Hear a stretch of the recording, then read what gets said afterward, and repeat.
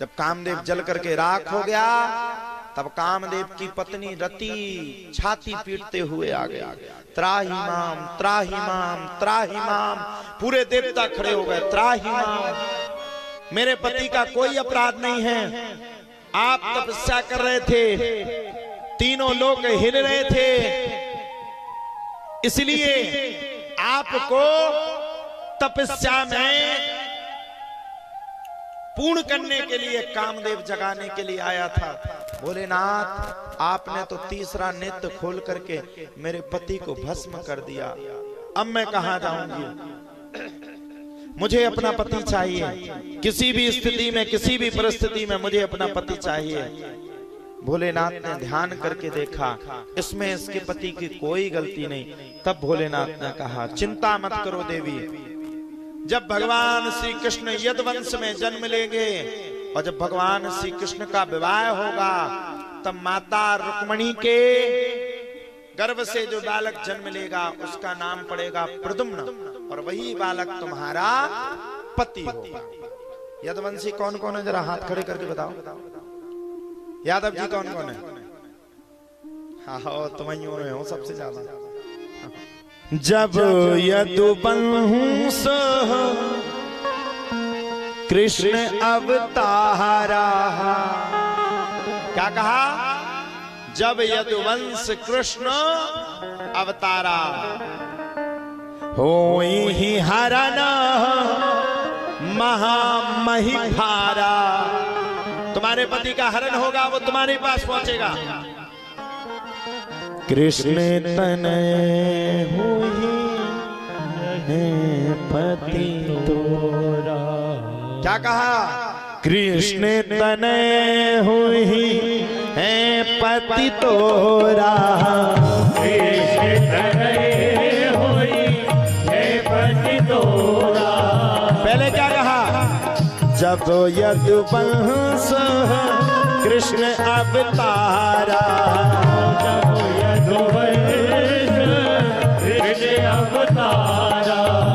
हो ही हरण महामहिभारा,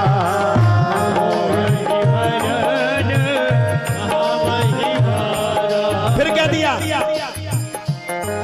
ओ कृष्ण तनय हुई है पति तोरा, कृष्ण तनय हुई है पति तोरा।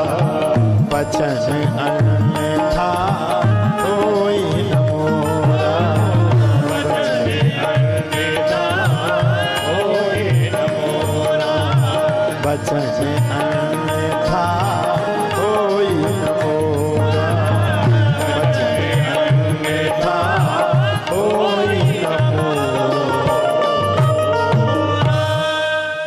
कह दिया कामदेव से, जाओ, जब भगवान श्री कृष्ण यदुवंश में अवतार लेकर के आएंगे तब जाकर के भगवान श्री कृष्ण की जो प्रथम संतान होगी वही तेरा पति होगी।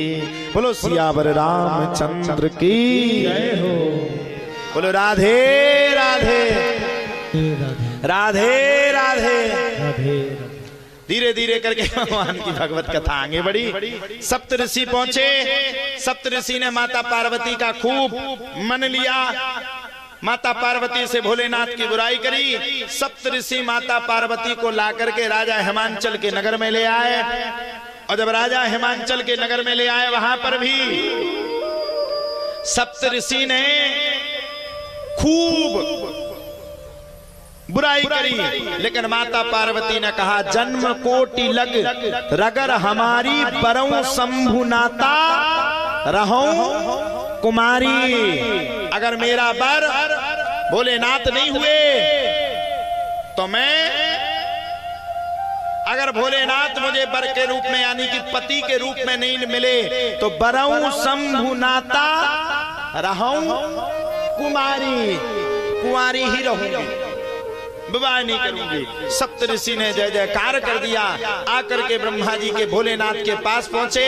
फिर ब्रह्मा जी के पास पहुंचे। वैशाख शुक्ल पंचमी तिथि दिन गुरुवार यह विवाह की तिथि भोलेनाथ की तय हो गई। बोलो भोलेनाथ भगवान भगवान की। भोले बाबा की बारात की तैयारी लग गई। ब्रह्मा जी तैयार हो गए, सबरे देवी देवता हो गए, लगे समारन सकल सुर वाहन विविध विमान। हूँ ही सगुन मंगल सुबद करही अप्सरा गान। इंद्र अपने यहाँ अप्सराओं के साथ गान कर रहा है। शिव ही शंभुगन करही सिंगारा, जटा मुकुट अहि मोर समारा।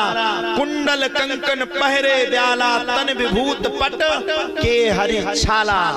भोलेनाथ को सजाना शुरू कर दिया। मरे हुए मुर्दे की बढ़िया राख को लगाया और सर्पों का एक मुकुट बना दिया।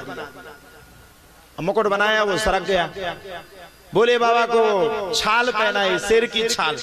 अब वो छाल ढीली पड़ रही थी, कहीं कहां से लाए कहां से लाए, बेल्ट था नहीं। तो एक सांप को ले गए, भोले बाबा की कमर में कस दिया सांप को, बढ़िया बेल्ट लग गया। सुंदर सजाया भोलेनाथ को। अब अद्भुत लगे भोले बाबा भी तो बड़े खतरनाक। जैसे ही गाजबाज शुरू हुआ, सबरे नचन लगे। सो सर्प बाबा जो बेल्ट बन के नच रहे थे, वे छूट करके चले गए। भोले बाबा की वो छाल नीचे गिर गई पृथ्वी पे और सब नृत्य करने लगे।